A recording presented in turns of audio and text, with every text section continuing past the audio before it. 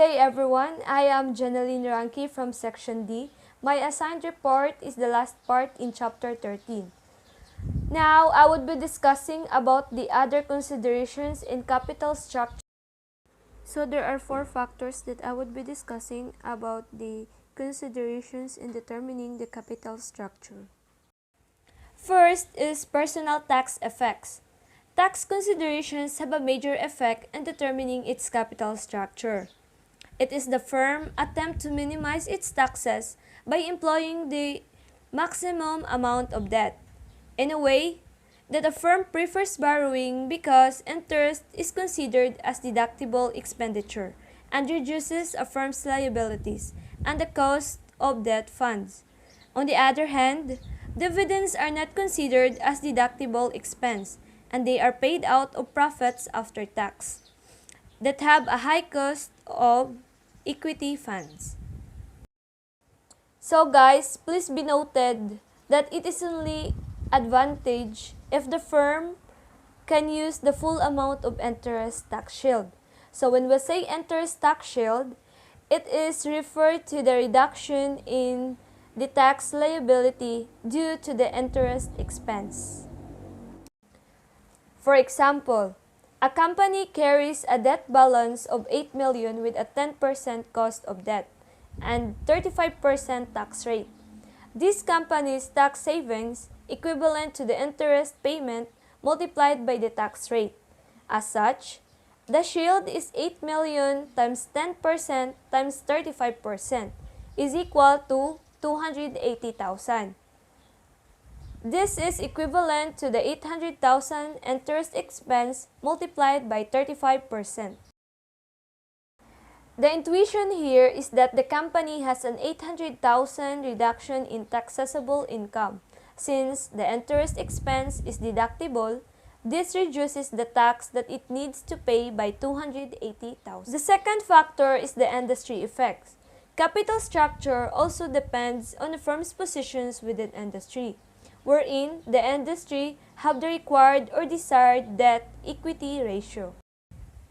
The ratio is used to evaluate a company's leverage ratio, which is frequently calculated and analyzed, that compares a company's total liabilities to its shareholders' equity. In short, the formula of debt-equity ratio is liabilities divided by equity. For example, a company's total liabilities are 3,000 and its shareholders' equity is 2,500. Then, the debt-to-equity ratio is 1.2. So, you can check that on your calculator if kanang 1.2 ba jud ang answer. So, it shows that the company's assets are more funded by debt, or in other words, it is debt-driven. Noted, if a company has a debt-equity ratio of 5, but the industry average is 7, this may not be an indicator of poor corporate management or economic risk. Furthermore, it is important to consider the average debt-equity ratios for the given industry, as well as those of the company's closest competitors and that of the broader market. And industry standard may be appropriate to the firm since this would go against the interest of the owners and of the company would run the risk of bankruptcy. The third factor is the signaling effects. It is often used as a technique in capital structure decisions. Signaling, by the way, is the conveyance of non-public information through public action. It becomes important in a state of asymmetric information, wherein asymmetric information says that in some economic transactions, inequalities in access to information upset the normal market for the exchange of goods and services. So, it will lead to a problem by having one party send a signal that would reveal some piece of relevant information to the other party. That party would then interpret the signal and adjust its purchasing behavior accordingly, usually by offering a higher or lower price than if the signal had not been received. For example, if a company issues new equity, it can be seen as a bad signal for the health of a firm and can decrease current share value, while the issuance of equity does have benefits in the sense that investor can take part in potential earnings growth. A company will usually choose new debt over new equity in order to avoid the possibility of sending a negative signal. Furthermore, signaling can affect the way investors view a firm, and corporate actions that are made public can indirectly alter the value of investors that assign to a firm. Last factor would be the managerial preference effects using the pecking order theory. The preference of managers dominate with firms' financing decisions. The pecking order theory has been empirically observed to be most used in determining a company's capital structure, wherein a company prefers to finance itself first through retained earnings. Among the three ways of acquiring funds, finance internally was preferred to use by this theory. So why?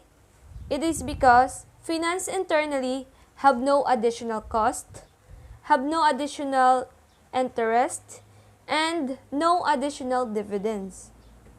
But it has this advantage, wherein in the long run, a firm would miss out the opportunities.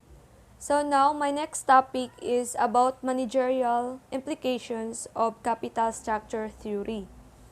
So, financial manager have four important insights in capital structure.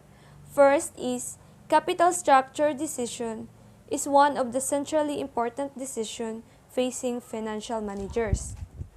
It is important because it arranges capital from various sources in order to meet the needs of long-term funds for the business. And since capital structure maximizes the market value of a firm, in contrast, it maximizes firms' cost of capital or cost of financing. Second is the benefits of the tax shield from debt lead to increased firm value, at least up to the point that increased financial distress and agency costs begin to offset the debt advantage. So in taxation, naakay tax shield wherein sa tax, if naakay interest expense, naay percentage sa interest expense nga pwede nimo sidyang i-deduct sa tax. So in a sense, profit na sidya nga pwede nimong i-deduct sa capital cost or sa investment nimo. Third is, the optimal capital structure is heavily influenced by the business risk facing the firm. It is fact that optimal capital structure would depend sa risk nga gi-face sa company. So, if daghang risk, so basically nag-need si jag money, then mas dako og i-acquire nga funds. Since optimal capital structure nagpasabot og debt and equity financing to maximize the market shares value. So, last is when managers make explicit changes in firm's capital structure, these actions transmit important information to investors about expected future returns and the market value of a company. So, every information given by the managers would be very important to the investors. That's why in every explicit changes, it would have an impact to them. Since the investor looking for their money return or their investment, then we all know nga ang asset makapabalik jud og dakong return sa company. Mao nga if ever the company would decide that their capital is paadyo ra sa ni-exist nga asset, then ganahan ang investor mo invest same pod sa mga managers nga makapush nila to invest. Now, I would recap some important points in this chapter. So first is capital structure is a relative amount of permanent short and long-term debt, preferred and common stock that used to finance a firm. And it is considered as important decision of the firm wherein it is practiced to minimize the cost of capital. Second is the business risk is often influenced by the variability of sales volumes, prices, and cost over the business cycle. Third is the financial risk refers to additional earnings per share and arises when firm use fixed cost of sources of funds. Fourth is the use of financial leverage is to offset the increased risk and have a higher returns that are required.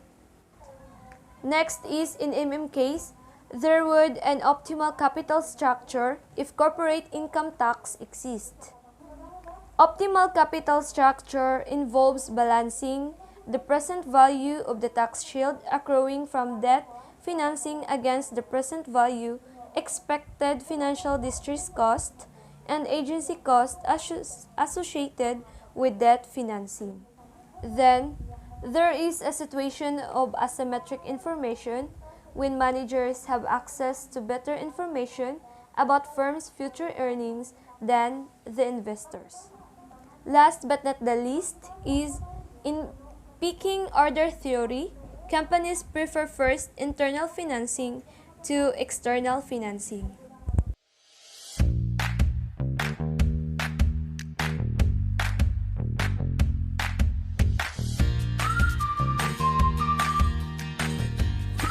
So that would be all for this video. I hope you learned something from my report as I am the last reporter on this chapter.